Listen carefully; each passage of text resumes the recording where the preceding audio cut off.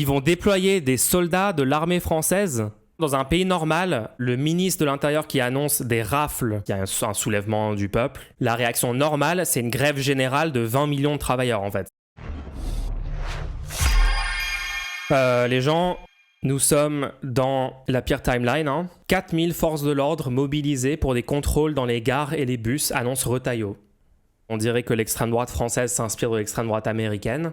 Vu les trucs récents qui sont passés à Los Angeles avec Trump et l'administration, ICE, les rafles. Dans ces 48 heures, on va mobiliser 4000 gendarmes, des policiers, des douaniers pour interpeller des clandestins. Donc je rappelle les gens, la solution évidente aux personnes qui sont en situation irrégulière en France, la solution absolument évidente, c'est de régulariser en masse les sans-papiers, d'accord ? Pour défendre ça, je peux juste vous donner des explications ultra logiques et ultra rationnelles sur pourquoi ça serait une bonne chose pour la société. Je peux aussi vous fournir juste des données historiques, par exemple, Mitterrand en 1981, dès son arrivée au pouvoir, il y a eu la régularisation de centaines de milliers de personnes en situation irrégulière et en fait ça a donné des très très bons résultats sur tous les plans. Enfin, les gens qui vous font peur en vous faisant croire qu'il y aurait certains problèmes qui découleraient de ça, c'est juste complètement du bullshit, mais bon. Donc là, le choix, c'est au lieu de régulariser des gens, d'aller faire la traque, faire la chasse littéralement dans les transports en commun. Genre, imaginez, donc ça veut dire que ces gens vont être genre terrifiés de prendre les transports, donc ils vont essayer de plus trop prendre les transports. Comment ils vont se déplacer ? Ils vont devoir prendre d'autres façons de se déplacer. Ça va peut-être coûter plus cher pour ces gens. Enfin, c'est désastreux. Genre, c'est... Ça a commencé aujourd'hui. Des amis à moi ont été contrôlés. Bordel de merde. Dites à vos amis de ne pas prendre les transports, les trains, être accompagnés si les démarches sont importantes. Ouais, j'ai vu des gens dire des trucs du style si jamais vous les voyez monter dans votre rame, faites en sorte que les contrôles prennent le plus longtemps possible, genre cherchez vos papiers pendant 300 ans, parlez-leur de sujets annexes, parlez-leur de leur quotidien, demandez-leur comment ils vont, faites en sorte que ça prenne le plus longtemps possible, quoi, alors que vous avez vos papiers. Si c'est pas la sécurité ferroviaire, vous les ignorez et vous quittez le train, ils n'ont aucun droit de vous retenir si c'est juste les contrôleurs. Alors attendez les gens, là on parle pas des contrôleurs SNCF, On parle de 4000 gendarmes, des policiers, des douaniers, des forces sentinelles. Des forces sentinelles, ça veut dire des militaires, attendez. Ils vont déployer des soldats de l'armée française pour interpeller des clandestins. Depuis le début de l'année, nous en avons interpellé 47 000, a affirmé le ministre, qui a fait de la lutte contre l'immigration son thème de prédilection. La lutte contre l'immigration, juste ce concept-là n'a aucun sens. Dans une note adressée notamment au préfet consulté par l'AFP, le ministre de l'Intérieur a donné des instructions pour que soit menée une opération nationale de contrôle des trains à destination des pays voisins et des grandes métropoles françaises en arrivée comme en départ. C'est pas des démocrates. Je débarque, c'est quoi ça encore ? C'est le fascisme en fait, c'est ce qui se passe si on laisse l'extrême droite arriver au pouvoir, la droite arriver au pouvoir. Les gens, aux US, vous avez genre des juges qui aident des migrants à ne pas être déportés, etc. et à se défendre légalement, parce que ICE pratique des choses illégales tous les jours. Aux États-Unis, la police, en gros, ICE est devenue genre une sorte de police secrète du régime de Trump. Mais vous avez des juges et d'autres responsables dans diverses institutions qui sont arrêtés de façon illégale. Il y a eu une arrestation, genre, je crois que c'était hier ou avant-hier. You don't have to. I'm not obstructing. I'm standing right here in the hallway. I asked to see the judicial warrant. By asking for a judicial warrant? You don't have the authority to arrest U.S. citizens asking for a judicial warrant. Excuse me, please stay back, stay back. No! Take it back, take it back. Donc, ouais, la France emprunte ce chemin aussi, Tant que, bien sûr, les gens ne se réveillent pas et vont pas mettre d'autres personnes au pouvoir. Après, tout ça, c'est notre choix, C'est nous qui avons choisi collectivement de mettre Macron au pouvoir. C'est nous qui avons choisi Darmanin. C'est nous qui avons choisi Retailleau. C'est les Français collectivement qui l'ont choisi. Moi, j'en ai un peu marre. J'entends beaucoup de gens, même des influenceurs américains, par exemple, dans le régime Trump, là, ne pas prendre leur propre responsabilité dans la situation et ne pas peut-être revenir sur leur propre pratique lors des élections. Tout ça aurait pu être évité en mettant les démocrates au pouvoir. Donc c'est aussi un choix de la population des États-Unis d'avoir mis Trump. C'est un choix collectif. Nous, pareil, on a choisi Macron, Macron n'a pas respecté les résultats du NFP, de l'élection 2024 législative. Le NFP est arrivé en tête, d'accord ? Au final, on aurait pu choisir de donner une majorité absolue au NFP, c'était quand même pas dur. Dans un monde parallèle, on parlerait de salaire, de semaines de congés supplémentaires, mais non, ne jamais blesser l'ego de l'électeur moyen, même si le gars se plaint qu'il a mal après s'être tiré une balle dans le pied. Non, moi sur ce stream, moi je suis pro blessage d'ego des électeurs moyens. J'en peux plus de vivre dans une société avec genre une majorité de gens complètement débiles qui font les pires choix pour leur propre vie au niveau systémique. Moi, j'ai pas peur de le dire. C'était pas simplement de la com, il s'agit d'être humain qu'on va déshumaniser et humilier pour satisfaire l'extrême droite, oui. Demain, ils feront quoi en tant que personne noire? Cela me fait flipper, car à ce niveau, la police ne fera pas de différence. Alors, dis-toi que, juste si tu veux savoir vers quoi on se dirige si jamais les gens se réveillent pas et mettent pas la gauche au pouvoir, aux États-Unis, ICE arrive dans des supermarchés et arrête et amène en prison les personnes non blanches. Ça veut dire qu'ils font évidemment pas de contrôle sur l'identité pour savoir si t'as la nationalité, t'es présent légalement, t'as un titre de séjour ou je sais pas quoi, aux personnes blanches. Évidemment non. Ça a été rapporté par des témoins directs dans les articles de la presse américaine, quand il y a eu des descentes de ICE très récentes. Donc oui, c'est ouvertement suprémaciste blanc, ouvertement raciste. Exactement, les Afro-Américains subissent ça depuis l'arrivée de Trump, absolument. Et tu crois que les contrôles de cette brigade de 4000 personnes, ça va se passer comment en France? Ils vont monter dans la rame de RER? Tu crois qu'ils vont contrôler l'identité des personnes comme moi? Les gens, moi j'ai été contrôlé, on m'a contrôlé une fois dans ma vie mon identité. Une fois dans ma vie. En 29 ans. Celui qui est aussi le chef de file des Républicains a vanté dans ce document une augmentation conséquente d'interceptions d'ESI étrangers en situation irrégulière. Ouais, pour encore plus les déshumaniser, on va juste mettre un acronyme. Tu es un ESI. Je rappelle que les personnes en situation irrégulière en France payent des impôts en France. Ils sont contributeurs nets aux finances publiques. D'accord? TVA, cotisation si jamais ils ont un contrat de travail, etc., etc. Et c'est juste que l'administration choisit, c'est un pur choix politique de choisir de ne pas leur donner soit leur titre de séjour, ou moi je serais carrément pour qu'il y ait la nationalité donnée de façon super accessible à l'immense majorité des personnes en situation irrégulière. J'ai vu une vidéo récemment sur l'accès à la nationalité française. Est-ce que tu pourrais me donner les dates de règne de Clovis? Je pense pas. Non.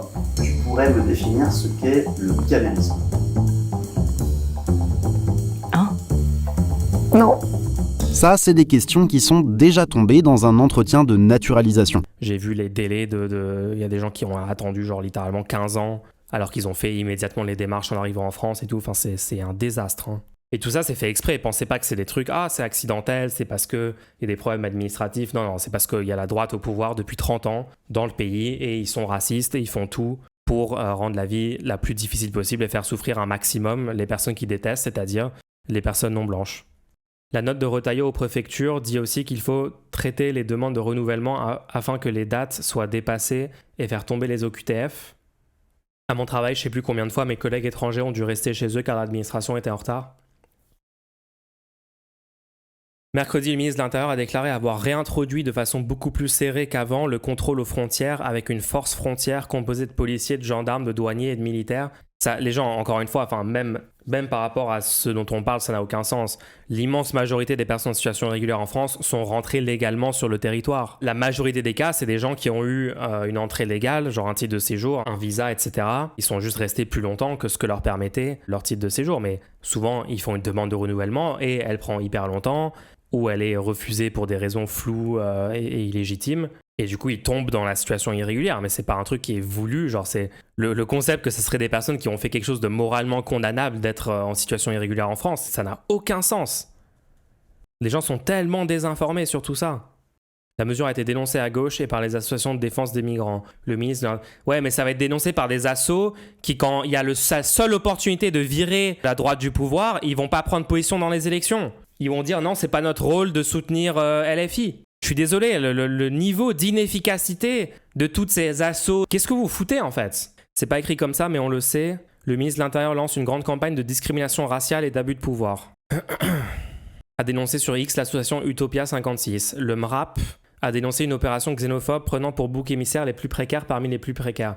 Juste une question, est-ce que Utopia 56 et le MRAP, ils ont appelé à voter dans les élections ou pas? Yo, ici le Mulch du futur. J'aime bien aller fact-checker les petites infos que je dis comme ça en stream après coup. Est-ce que Utopia 56 et le MRAP ont appelé à voter pour un candidat en 2022 par exemple? Alors Utopia 56 n'ont pas pris position sur l'élection présidentielle. Tout ce qu'ils ont fait, c'est formuler 10 propositions. L'objectif est de déconstruire le système actuel afin de pouvoir ouvrir des réelles perspectives d'hospitalité. Nous organisons ces propositions par ordre de priorité avant de les partager aux candidats présidentiels. Donc en gros, ils ont envoyé à tous les candidats leurs propositions. Voilà, ils ont envoyé à Macron, ils ont envoyé à Marine Le Pen leurs propositions. Je suis sûr que ça les a beaucoup intéressés. Et oui, Utopia 56, c'est une association apartisane, ils le disent eux-mêmes. Utopia 56 restera une association apartisane. Apparemment, le seul moment où ils se sont bougés dans une élection, c'est 2024 avec le NFP, où ils ont dit on appelle à voter pour le NFP, genre en mode c'est pas juste un parti, c'est plein de partis, donc c'est quand même apartisan, ou je ne sais quoi. Et pour ce qui est du MRAP, le MRAP non plus n'a pas du tout appelé à voter pour une quelconque candidature en 2022. Donc c'est exactement ça, c'est le truc de apartisan, on prend pas position. J'ai trouvé un truc qu'ils ont fait à leur AG de 2025. Le MRAP, engagé contre le racisme pour la défense de l'état de droit, est fortement préoccupé de la banalisation des idées d'extrême droite. La riposte nécessite des actions communes concrètes. Sans attendre les échéances électorales, il est urgent de travailler à porter collectivement des alternatives. Les stratégies de candidats qui portent nos valeurs ont échoué à parvenir au second tour, faute d'un rassemblement préalable des forces de gauche dans tous les scrutins récents. Il faut donc construire une autre dynamique. S'il n'appartient pas au MRAP de choisir les candidats, c'est en revanche son devoir d'appeler les partis de gauche à créer des conditions pour aborder dans l'Union les échéances électorales à venir. Donc je ne sais pas si le MRAP va soutenir une primaire, on ne sait pas trop ce que ça veut dire, c'est un peu flou. Il ne précise pas, par exemple, en cas de division du NFP à la présidentielle, qu'est-ce qu'il faut faire, alors que ça serait bien de se préparer à cette éventualité qui est quand même pas impossible, enfin bref. Donc j'avais raison sur le MRAP et Utopia 56. Peut-être que ce que je dis ne s'applique pas pour eux, hein. Peut-être que je me suis trompé, je suis pas sûr dans leur cas spécifiquement, mais c'est juste une tendance que j'observe chez beaucoup d'associations, donc bon. Au moment où le Premier ministre Bayrou doit célébrer au Mont-Valérien le 85e anniversaire de l'appel du général de Gaulle, la députée communiste des Hauts-de-Seine, Elsa... Je rappelle, de Gaulle, général de Gaulle, qui a été déchu de sa nationalité par Pétain. Hein. Donc lui était en situation irrégulière à un moment. Hein. Allez tous vous faire foutre. Le député France Insoumise Thomas Porte a dénoncé une grande traque aux étrangers dans les gares et les trains de tout le pays. Plusieurs syndicats, CGT, Solidaires et FSU, ont fustigé ce dispositif. Ces opérations s'apparentent à des rafles, ajoutent leur communiqué, déplorant une escalade nauséabonde visant... Mais c'est cool ça, genre Retailleau il voit ton communiqué, il dit cool, stylé. Je vais redéployer 4000 militaires de plus du coup. Je suis désolé mais il y a vraiment trop, il y a trop d'institutions, il y a trop de gens... Il y a trop de structures qui n'ont pas compris le moment dans lequel on est en fait. On n'est pas dans un moment de l'histoire où la façon dont tu luttes contre le pouvoir en place, c'est des communiqués en fait. C'est pas le... Dans un pays normal, le ministre de l'Intérieur qui annonce des rafles, les militaires qui vont aller arrêter des gens en situation irrégulière pour les déporter, la réaction normale, c'est une grève générale de 20 millions de travailleurs en fait. C'est la réaction, genre, à une autre époque, c'est comme ça que les Français auraient réagi à cette info, tu vois. Normalement, il y a une résistance qui s'organise, il y a un mouvement de masse, il y a des manifs de masse, il y a un soulèvement du peuple. Le 23 janvier, Retailleau a diffusé une nouvelle circulaire visant à durcir les critères de régularisation. C'est ouf. Trop cool. Super. Je rappelle que tout ça, c'est le choix de Macron. Hein. C'est Macron qui a choisi de mettre ce gouvernement. Hein. J'ai l'impression que dans l'opinion des gens, il y a une sorte de dissociation entre Retailleau, Macron, comme si c'était pas le choix de Macron, tu vois. J'ai l'impression que dans toute cette séquence, l'image de Macron reste beaucoup trop préservée. Je sais pas si vous voyez ce que je veux dire. Va-t-on avoir une alliance LR, Ciotti et FN en 2027 ? Honnêtement, c'est bien parti. Ou alors c'est impossible avec les égos des types. J'en sais rien, les gens, j'en sais rien. Dans tous les cas, peu importe c'est quoi la configuration, en 2027, il y aura l'extrême droite et il y a une chance qu'il soit au second tour à nouveau et donc il faudra l'empêcher, c'est tout. Attendez, j'avais vu une autre attaque complètement folle. À l'Assemblée nationale, les députés approuvent en commission l'interdiction du mariage avec un étranger en situation irrégulière. What the fuck ? Donc ça veut dire quoi ? Ça veut dire si t'es en couple avec une personne en situation irrégulière, t'as envie de te marier, tu dois aller dans un autre pays ? Tu vas te marier à l'étranger, tu rentres en France ?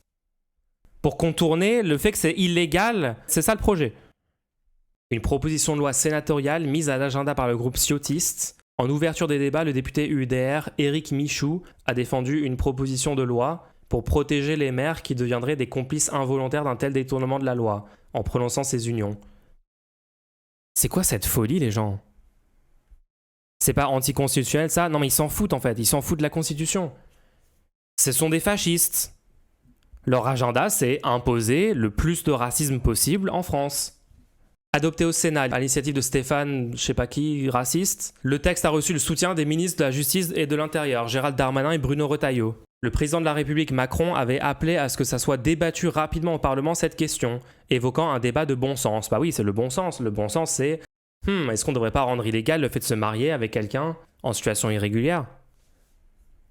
J'adore les gens. J'avais encore des débats, genre il y a 2 ans, 3 ans, avec des gens qui me disaient non, mais il y aura un tournant de gauche de Macron. Vous vous souvenez quand même les médias mainstream ont fait tout ce truc de mais attendez, là en fait Macron il est sur un arc où il fait des trucs de droite, mais comme il est ni de droite ni de gauche, il fait un peu les deux. On va avoir le volet social qui arrive bientôt, le tournant vers la gauche de la Macronie qui arrive bientôt. On est d'accord, vous vous souvenez de cette méta? Je suis pas le seul à me souvenir de cette méta où toutes les télés essayaient de faire croire qu'il y avait un tournant à gauche de Macron qui était imminent.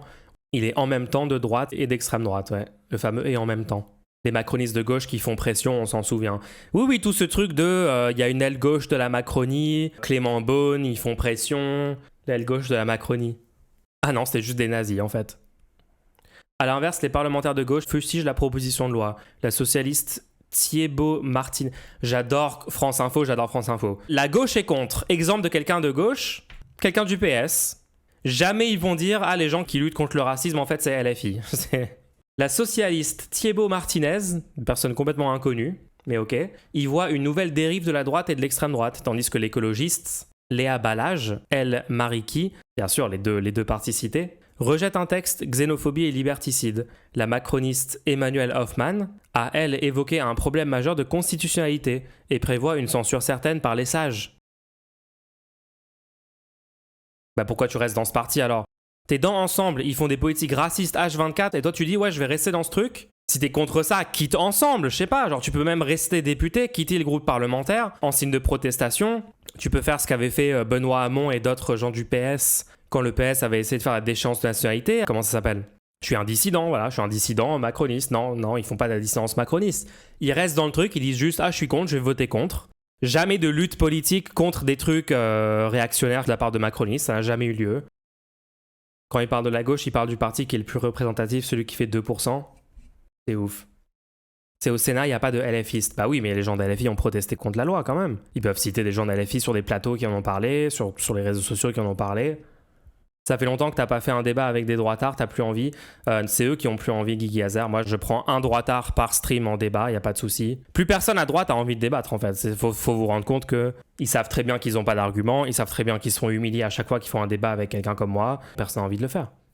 On n'est plus à ce stade en fait. On est au stade où ils se disent on contrôle 90% des médias mainstream, on a plein de grosses chaînes internet super populaires.